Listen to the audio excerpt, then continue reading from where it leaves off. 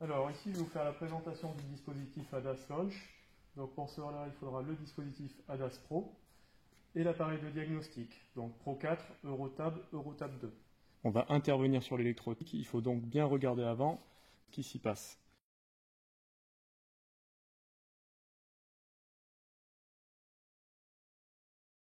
Après l'identification automatique du véhicule, donc Vito classe V, vous validez la conduite à gauche. Et moi, ce que je vous conseille, c'est de faire un test rapide pour lire l'ensemble des défauts dans le calculateur avant de faire une intervention type calibrage ADAS.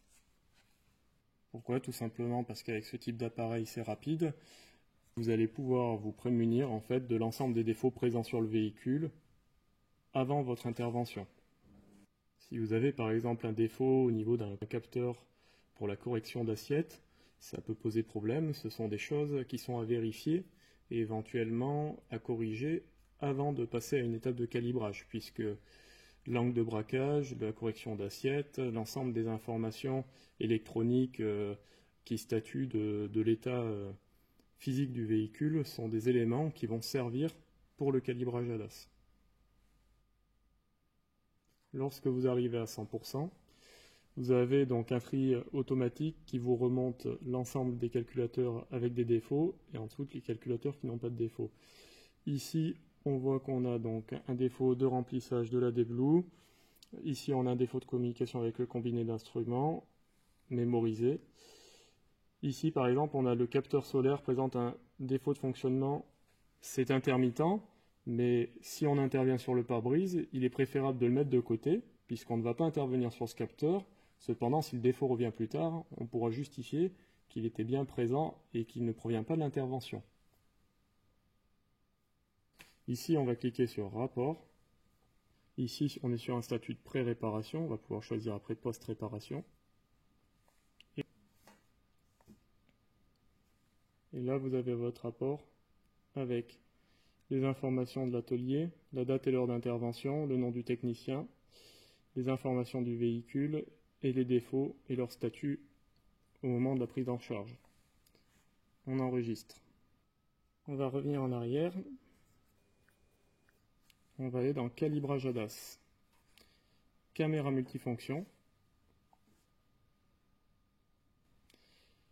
On va faire Particularité, Initialisation, Calibrage. Donc remarque, la mémoire des défauts doit être effacée avant l'exécution du calibrage. Voulez-vous vraiment effacer la mémoire des défauts? Oui. Et là, on va avoir les prérequis pour l'intervention donnée par l'appareil. Donc là, on est sur, par exemple, un remplacement de pare-brise.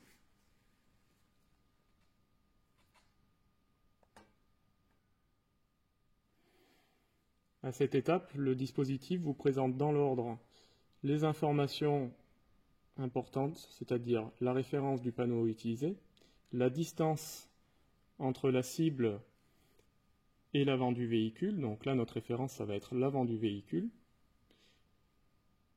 Ensuite, on va ajuster la cible pour l'aligner avec le centre du véhicule, donc coulisser de droite et gauche en façade du véhicule.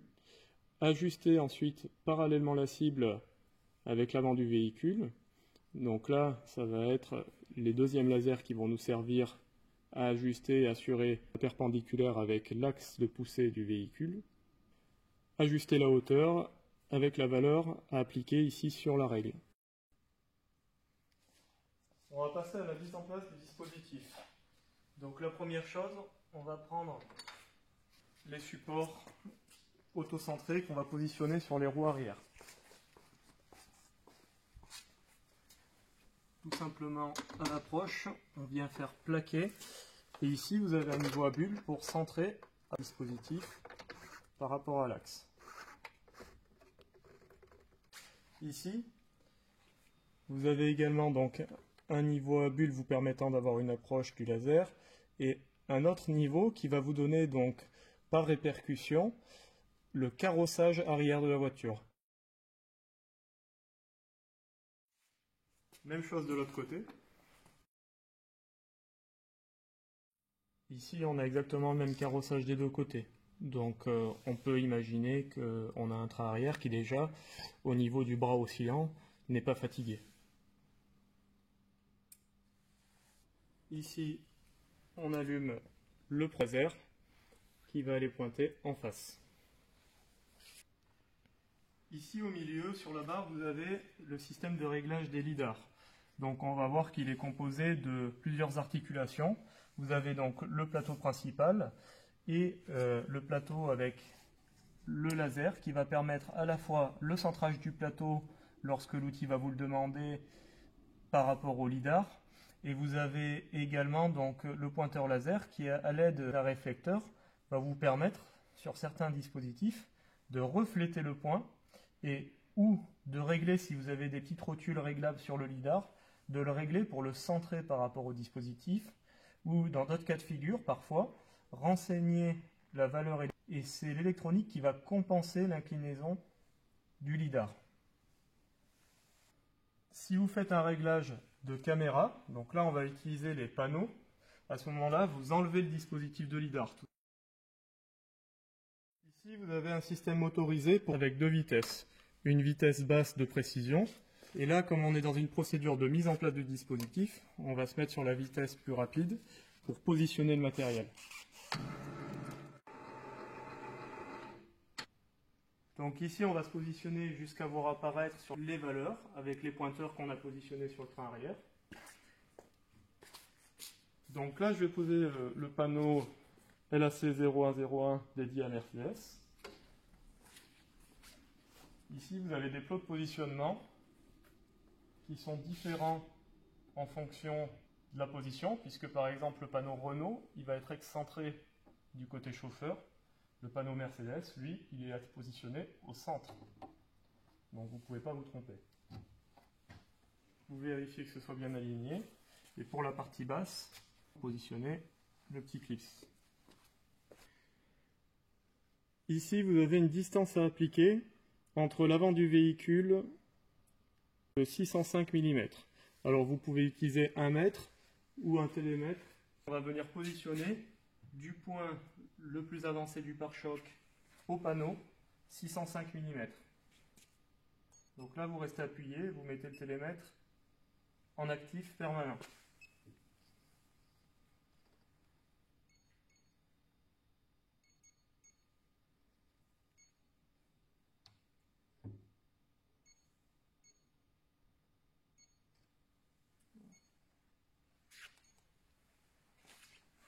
Ici, 606.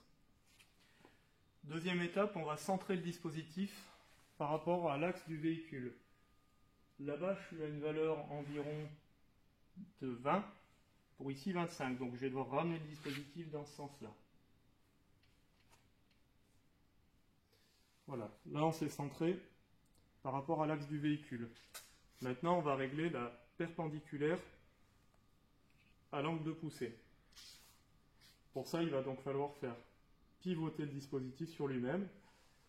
J'allume ici le deuxième laser qui se retrouve là-bas et je vais choisir une valeur sur la réglette. Je vais me positionner à 20. Ici. Je vais donc appliquer la même distance à ce niveau-là. Je vais me mettre à 20.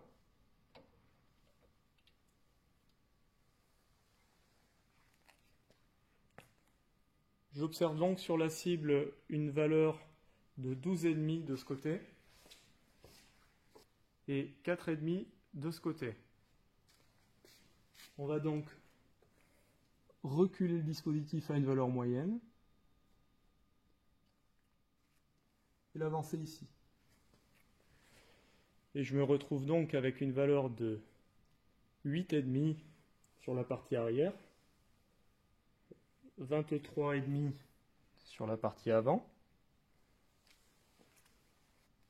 8,5 sur la partie arrière, 23,5 sur la partie avant. Donc là, mon dispositif, il est bien positionné. On va simplement vérifier l'espacement entre le panneau et l'avant du véhicule pour voir si on est toujours dans les tolérances.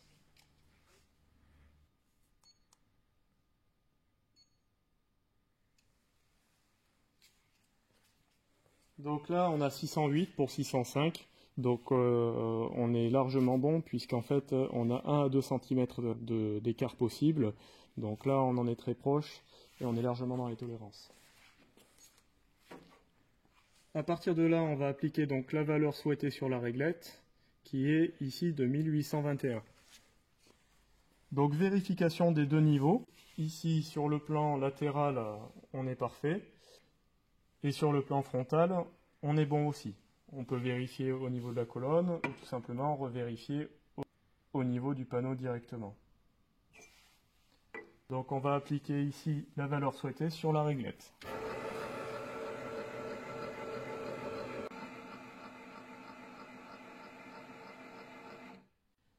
Ici 1821, ça nous fait donc 1800,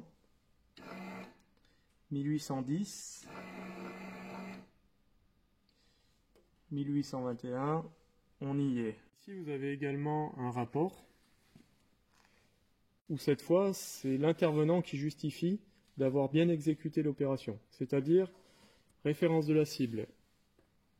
Donc on a pris la LAC 0101, je ne me suis pas trompé. La distance préconisée, j'ai mis 605 mm, fournie par l'appareil de diagnostic, du bord avant. Je valide. Réglage de la distance, oui, je l'ai effectué.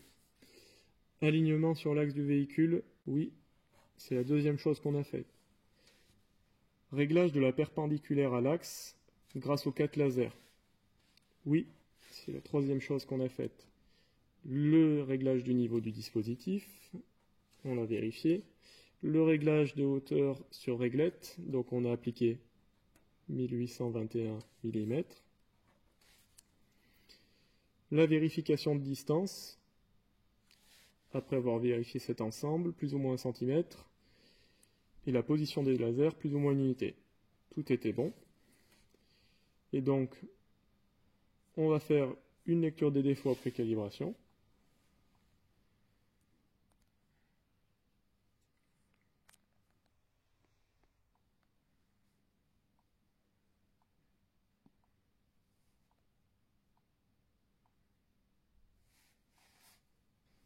On n'a pas de code défaut. Donc on peut valider. Défaut restant, non. On confirme la date. On valide le nom de l'intervenant et la signature. Et comme ça, vous aurez donc le rapport de diagnostic et de calibrage effectué. En principe, les deux. Et vous aurez également donc, le rapport d'intervention du technicien qui certifie que le travail a bien été effectué. Moi, ce que je vous conseille ensuite, c'est de refaire un test rapide.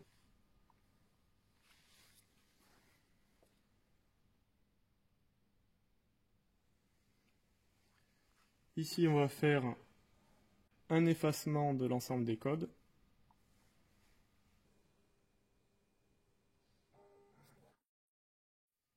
Donc là, on voit qu'on a un défaut qui n'était pas présent avant le calibrage. Mais on voit que le défaut, il n'est pas dans le système de caméra, il n'est pas dans le système de lampe droite, il est dans le système de gestion du phare gauche. Donc on va rentrer dedans. On va faire une lecture des codes d'erreur.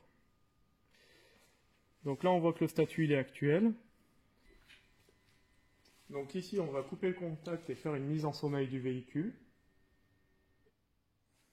Donc là, on a mis le véhicule en sommeil, on a remis le contact et on voit que cette fois, le défaut dans le système de phare avant gauche n'a plus le statut actuel mémorisé, mais seulement mémorisé. Donc là, on voit qu'on n'a plus de défaut non plus dans le système. Et si on revient en arrière, mis à part le niveau d'AdBlue qui est faible, on voit que notre système, il est clean. On va donc pouvoir faire aussi un rapport, cette fois en post-réparation, après l'intervention.